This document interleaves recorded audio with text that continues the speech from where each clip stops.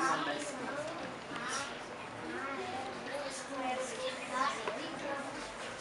agora você está fazendo só o primeiro nome.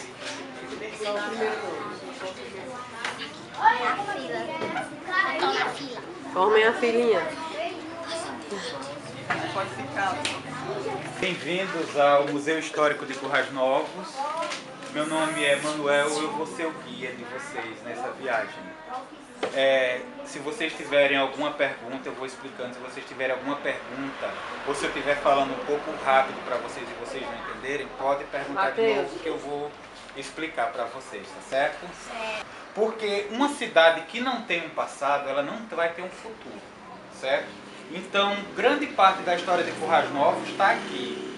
As pessoas que fundaram a cidade, os grandes artistas, os poetas, as pessoas que foram destaque para a evolução da cidade, ou seja, para o crescimento. Teatro de João Redondo, por causa dele, porque eles eram muito amigos.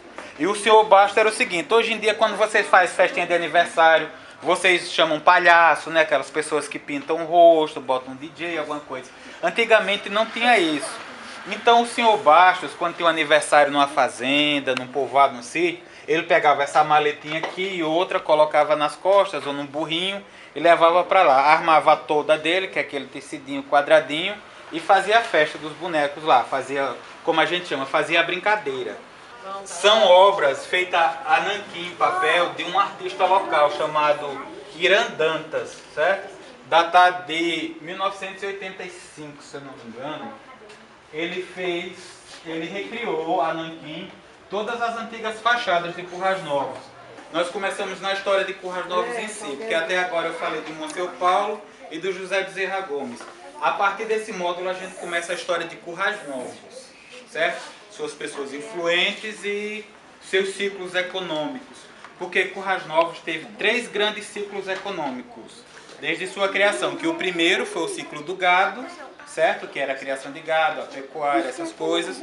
O segundo ciclo foi o ciclo do algodão, certo? Que era conhecido como ouro branco daqui, o ouro branco do sertão, do Rio Grande do Norte, onde a cidade começou a crescer realmente. E o último grande ciclo foi o da mineração. Pronto, gente. Esse aqui é o módulo, ou seja, a sala Monsenhor Ausônio. Que eu, com certeza, quem é de Currais Novos, eu garanto que seus pais, os que são daqui, que viveram aqui, ou foram batizados, ou fizeram primeira Eucaristia, ou fizeram crisma, ou foram casados por ele. Certo? Monsenhor Ausônio, ou como todo mundo conhece, Padre Ausônio, foi outro grande sacerdote ilustre da nossa cidade. E outro grande benfeitor. Porque ele também, assim como Monsenhor Paulo, ele era uma pessoa muito devota das causas humanas. Essa bacia não era outra coisa não, ele tomava banho ali dentro. Porque antigamente é como hoje em dia, com a falta d'água, tem lugares que a gente não está tomando banho com balde, né? Antigamente era do mesmo jeito, não tinha chuveiro, essas coisas, então ele enchia d'água, ficava dentro da bacia tomando banho com a cuiazinha, que era feita com como é que se diz? O fruto de uma árvore chamada cuité, que é parecido com uma cabaça, só que é maior, um pouquinho redondo. Certo? Vamos saindo? Viu? Era como eram feitas as casas antigamente, porque tijolos, telhas, essas coisas, era só para as pessoas das famílias mais ricas. Então, como era que eram feitas as casas? Ó? Como vocês podem ver, são varas que eles entrelaçavam a madeira para ficar mais ou menos dessa forma. E barro, só que eles não colocavam só o barro assim. Eles pegavam o barro e atiravam assim, para ele fixar, sabe? Para ele compactar, para ficar bem juntinho. Então era como se você estivesse atirando uma pedra. Jogava até ficar isso. E com o passar do tempo, como é que se diz? Esse barro ficava tão duro que resistia à chuva, resistia a sol, tudo mundo. É assim como também se constrói forno de cerâmica. Exatamente, é o mesmo processo. Aí aqui nós temos objetos antigos, ó, lamparinas, temos aqui o fole que era usado antigamente para colocar na plantação. Você colocava o fogo aqui, certo? Aí abria e fechava aquela fumaça, a fumaça que saía daqui você ia botando para espantar formiga, pulgão, que comia a lavoura. Aqui tem uma cela feminina. Agora olha como é interessante, ela é diferente. Porque antigamente as mulheres não podiam sentar no cavalo com as pernas abertas, certo? não era possível naquela época. Então como se fazia? Era aqui do lado, ela se sentava aqui de lado no cavalo, e isso aqui era para ela dobrar a perna por cima.